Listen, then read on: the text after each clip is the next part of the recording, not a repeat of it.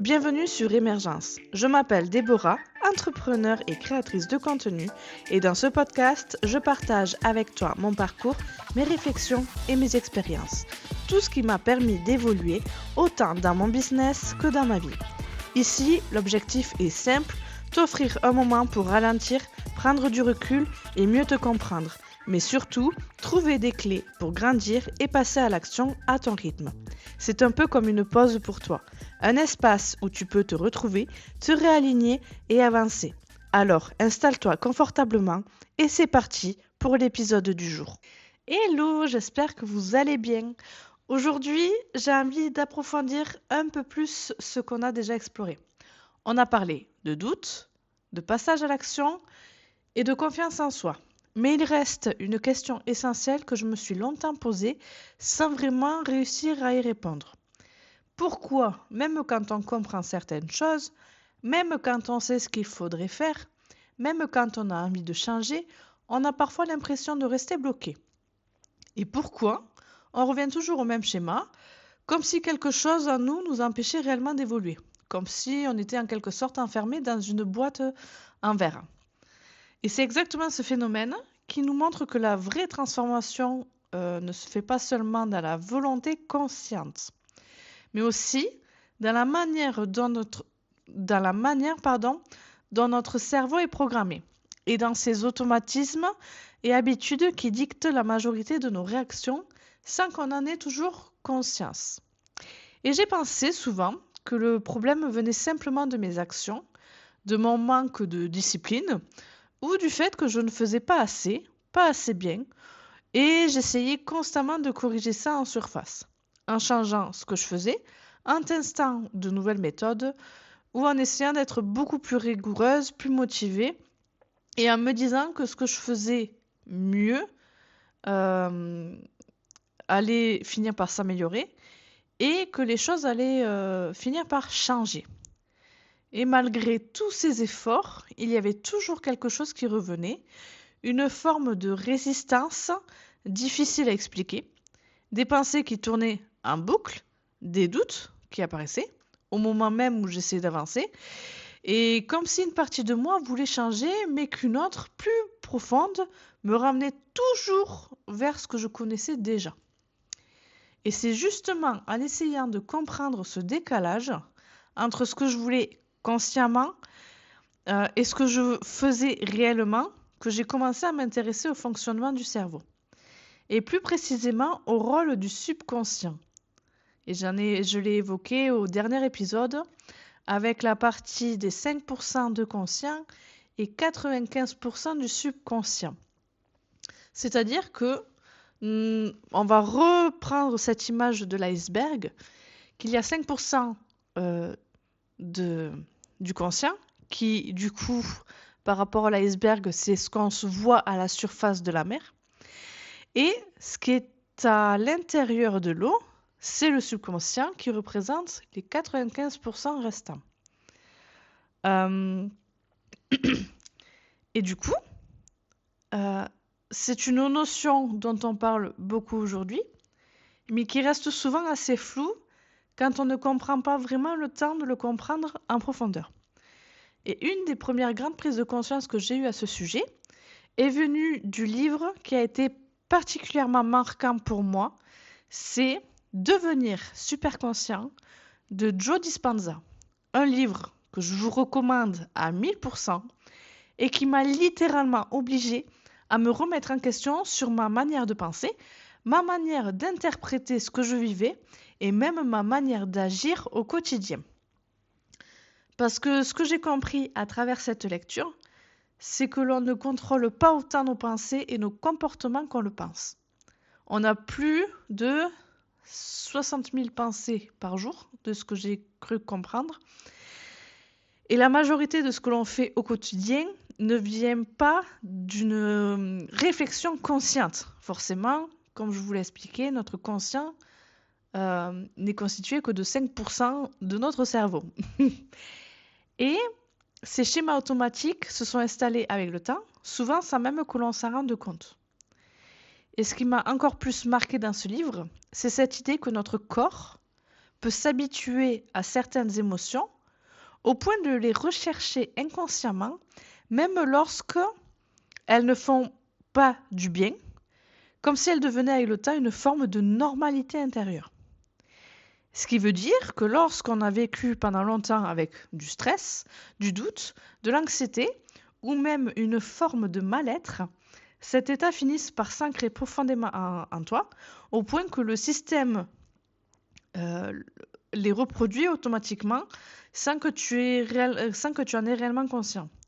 Et ça, c'est quelque chose qui me parle forcément énormément parce que c'est exactement ce que je vis et c'est aussi pour cette raison que je suis une psychologue, en plus de faire des actions moi-même. Il y a cette sensation que certaines émotions reviennent encore et encore, même quand tu essaies d'avancer et même quand tu veux changer. Comme si une partie de toi te ramenait toujours vers ce que tu connaissais déjà, forcément. En réalité, c'est lié à quelque chose d'assez simple à comprendre, c'est que du coup, le cerveau n'est pas du tout conçu pour nous rendre heureux. Il est conçu pour nous protéger et pour maintenir ce qu'il connaît. Et forcément, c'est là que ça devient intéressant, parce que le cerveau fait bien la différence entre ce qui est agréable et ce qui ne l'est pas, mais il va malgré tout avoir tendance à privilégier ce qui est familier, même si ce n'est pas bon pour toi. Autrement dit, on va reprendre l'exemple du stress et de l'anxiété. Si ces états peuvent devenir ton confort inconfortable, quelque chose que ton cerveau reconnaît et donc quelque chose vers lequel il va naturellement te ramener. Et c'est pour ça, du coup, qu'il faut que j'arrive à briser...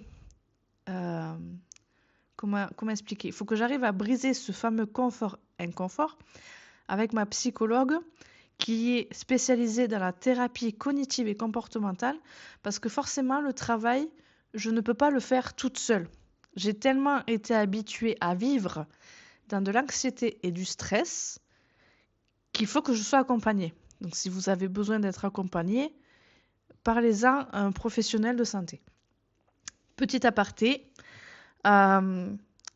Et donc, du coup, par rapport à mes actions personnelles qui me permettent aussi d'avancer, c'est parfois difficile de changer parce qu'on ne doit pas seulement changer les habitudes et les actions, mais on doit aussi réhabituer le corps et l'esprit à ressentir et à vivre autre chose et à fonctionner autrement. Forcément, ça demande du temps, de la répétition, et j'insiste sur la répétition parce que c'est comme le sport, comme les habitudes alimentaires, ça ne se fait pas du jour au lendemain et forcément la répétition, c'est très important pour que le cerveau comprenne. On a habitué notre cerveau, par exemple dans mon cas, à vivre dans l'anxiété et le stress. Ça a été une répétition sur plusieurs années, donc forcément, reprogrammer le cerveau ne va pas prendre une semaine. Ça va prendre peut-être... Je vous avoue que je n'ai pas la notion du temps, mais j'ai passé énormément d'années à vivre dans cet état de stress. Donc forcément, il faut que je redonne de nouvelles habitudes à mon cerveau. Et c'est pour ça que dans la plupart des podcasts ou des vidéos que j'ai pu entendre, que le simple fait pour moi d'écouter des affirmations positives, ça ne suffit pas. On le voit souvent et ça, c'est pas le seul outil à nous transformer profondément et à changer ce fonctionnement. Parce que si ces affirmations restent au niveau du conscient, elles n'atteignent pas le niveau le plus profond du subconscient et elles n'auront qu'un impact limité. Parce que si on écoute les affirmations positives, et je l'expliquerai plus loin, en faisant la vaisselle, ça n'a aucun impact. Et la plupart des personnes qui vont faire ce travail d'affirmation positive en faisant la vaisselle ou en passant le balai, forcément, il n'y aura pas de gros impact. Et c'est pas du tout ce que je vous conseille. Et forcément, en creusant ces sujets, j'ai découvert, qu'il existe des moments beaucoup plus propices pour influencer et reprogrammer son cerveau. Et dans le livre de Joe Dispenza, il explique très bien. Et je l'ai également vu dans des vidéos YouTube que je citerai beaucoup plus loin dans l'épisode. Ces moments où le cerveau devient beaucoup plus réceptif, où il est beaucoup plus ouvert, sans filtre, notamment du coup quand on se trouve dans un état, comment expliquer? Notre cerveau a plusieurs phases. Et la phase où il est beaucoup plus réceptif, c'est la phase θ. Voilà. Et ce moment θ se produit principalement à 2 moments de la journée. Pour ma part, je n'en exploite qu'un seul parce que le matin, j'ai pour habitude de me lever et de sortir directement mon chien. Donc, je n'ai pas la faculté de reprogrammer mon cerveau le matin. Donc, il y a le matin et c'est vraiment juste après le réveil que le cerveau est en mode θ. Mais il y a également le soir, juste avant de s'endormir. Et pour ma part, c'est ce moment-là que j'utilise avec de la respiration consciente et de la méditation pour travailler sur mes exercices. Ces moments sont très très précieux parce que l'esprit va moins filtrer, il sera moins saturé, il sera beaucoup plus accessible, ce qui permet d'introduire beaucoup plus facilement de nouvelles idées, de nouvelles façons de penser qui, forcément, avec le temps et la répétition, vont commencer à s'ancrer profondément. C'est aussi dans cette démarche que j'ai justement découvert le contenu qui explique très bien ce mécanisme, notamment à travers la chaîne YouTube MG Méditation. Il vulgarise ces concepts de manière assez claire et qui m'a permis de mieux comprendre comment utiliser concrètement ces moments dans mon quotidien. Et dans cette continuité, j'ai également découvert la MG Academy, du coup, qui est la formation de ce monsieur, et qui a été pour moi une vraie étape supplémentaire parce que là où le livre m'a apporté une compréhension, cette formation m'a permis de passer à l'action, d'expérimenter, d'observer mes propres schémas et de commencer à travailler de manière beaucoup plus concrète sur moi. Et ce qui est intéressant dans tout ça, c'est que je n'ai pas seulement compris en théorie, je l'ai vraiment expérimenté. C'est là que les choses ont commencé à changer de manière beaucoup plus concrète pour moi. Parce que du coup, ça fait, si je dis pas de bêtises, ça fait quelques mois que je fais cette formation. Et je voyais des résultats au bout de 1 mois.